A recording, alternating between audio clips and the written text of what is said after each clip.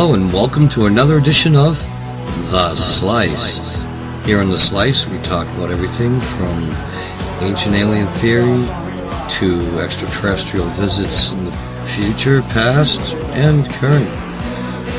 We also talk about abductions and other interesting items of archaeology and out-of-place artifacts.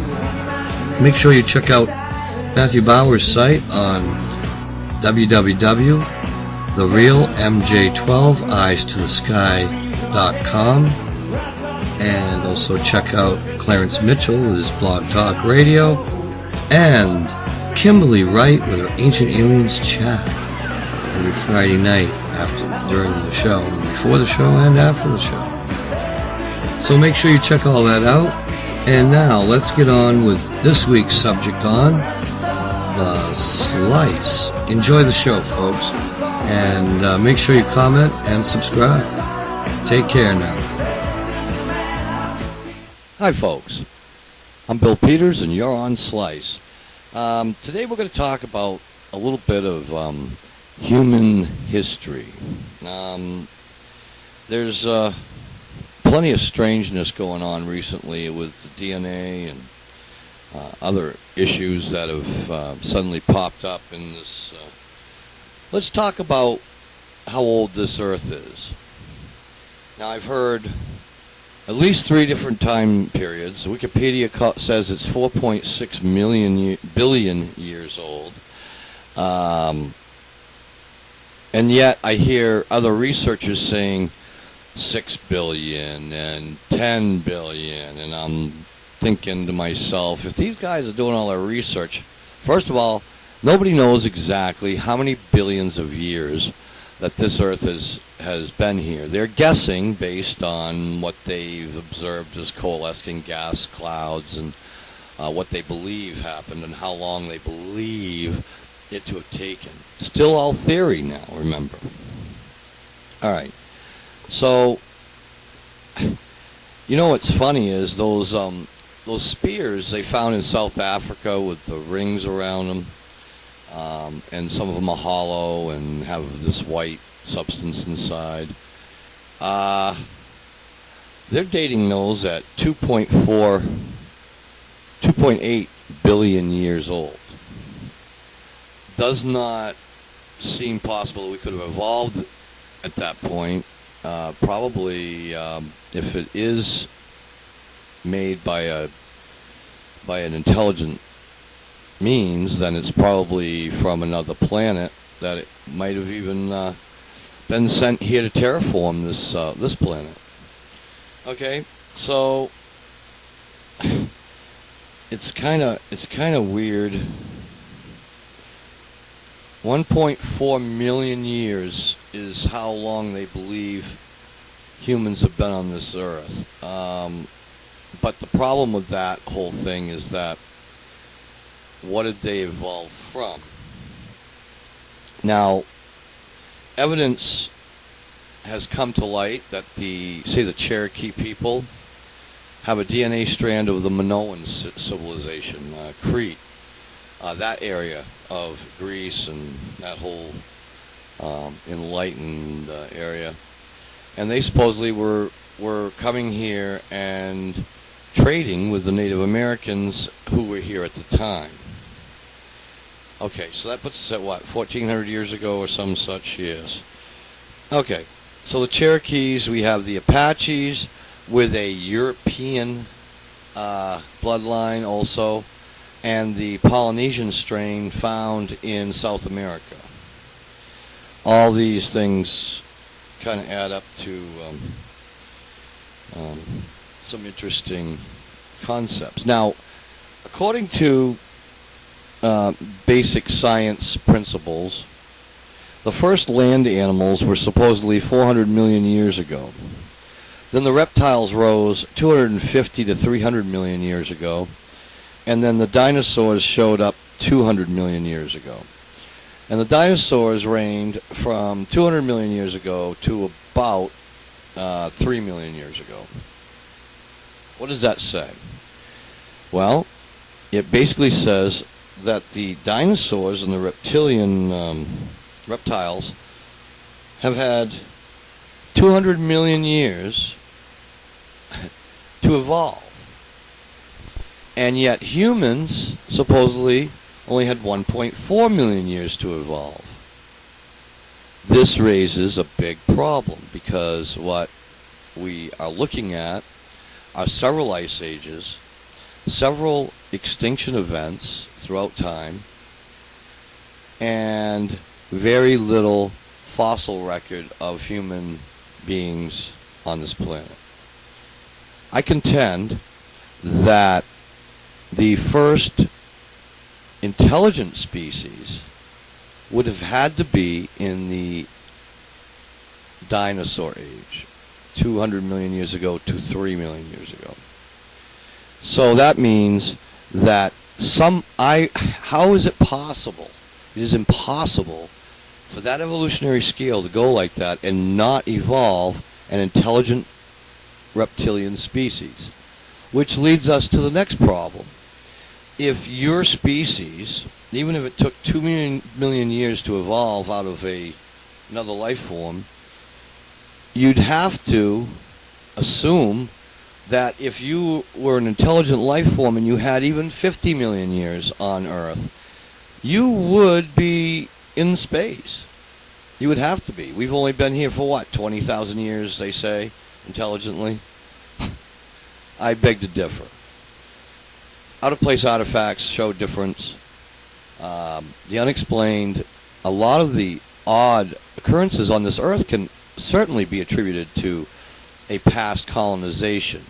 Now, here's the thing. We have 7 races that I believe have evidenced, we have enough evidence on Earth here to say that they were here. So first we have the black races, okay? Then we have the white races. Then we have the Mongol and Chinese races, which also include, believe it or not, most of the American Indians. Not the South American, but the North American. Then we have the red-haired giants. Then we have the Nordic giants. We have the Ella, who are also, I didn't get that other name. There's another name for a race that preceded Sumer. And I was watching Sitchin and a bunch of others try to say that the Sumer were that race that the Anunnaki interacted with. And I contend that if there were Anunnaki, they did not happen during the time of the Sumer. They happened much earlier. And this is where I think a lot of researchers get gummed up. Okay, and then we also have the reptilians, which there's a lot of empirical evidence for, believe it or not, from ancient carvings to coal, out-of-place artifacts that were found in 140 million year old coal, which puts them right in smack in the dab in the middle of the dinosaurs, which means that that there was about right for the evolutionary scale to reach that point. If they're 140 million years ago, that's 60 million years after the reptilians or the dinosaurs came into being. So it makes a lot of sense that during this very hot period in Earth's history that was done.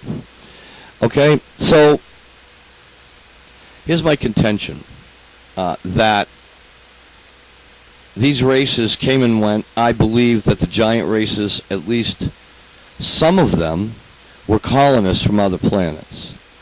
And perhaps even many of our own pint-sized races were seeded here as well, perhaps to save us from a cataclysm in another galaxy, or crashed spaceships, or crashed colonists that got here and couldn't get off, and the home planet was destroyed, or they just lost contact, they were so far away.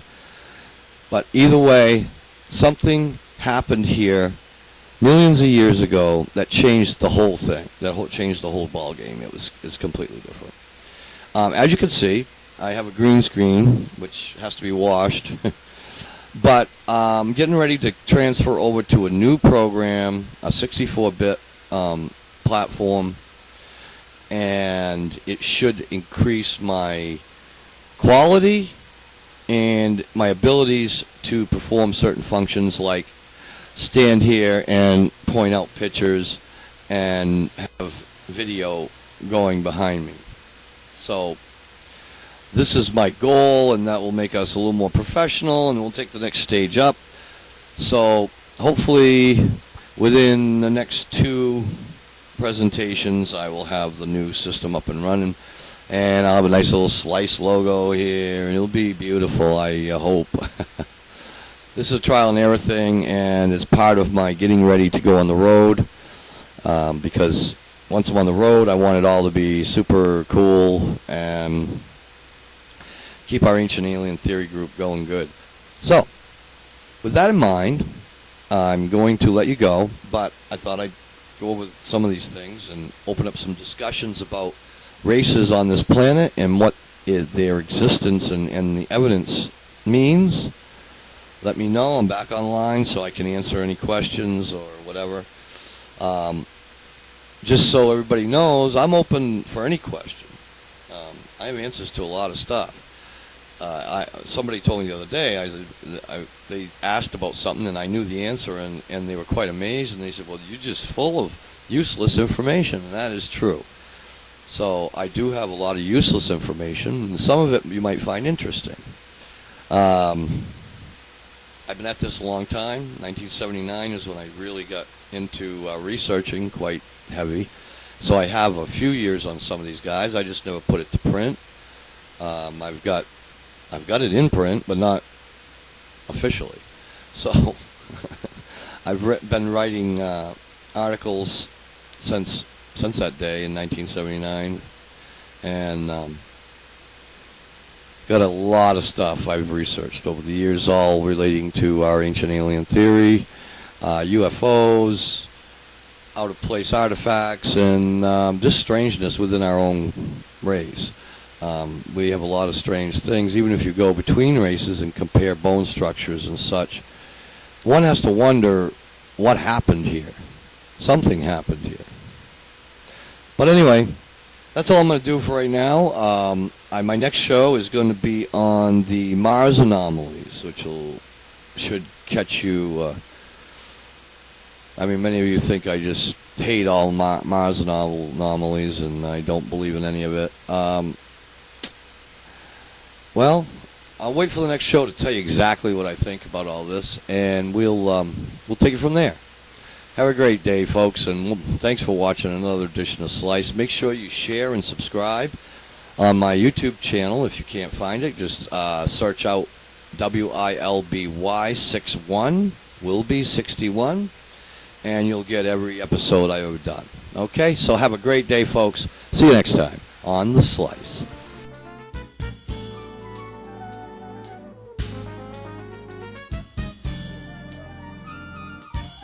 Okay, folks, that sums up another edition of The Slice with your host, Bill Peters, contributing to this wonderful episode were several of you in the Ancient Alien Theory group. I'd like to thank you all. And don't forget, check out the real MJ12 EyesToTheSky.com. That's right. And Happy Vowels will take you on a journey that you won't soon forget. Don't forget it. Kimberly Wright and her every Friday during the Ancient Alien Show. She has her live chat. And Clarence Mitchell at his Blog Talk Radio. Check it out, folks. See you next time on The Slice.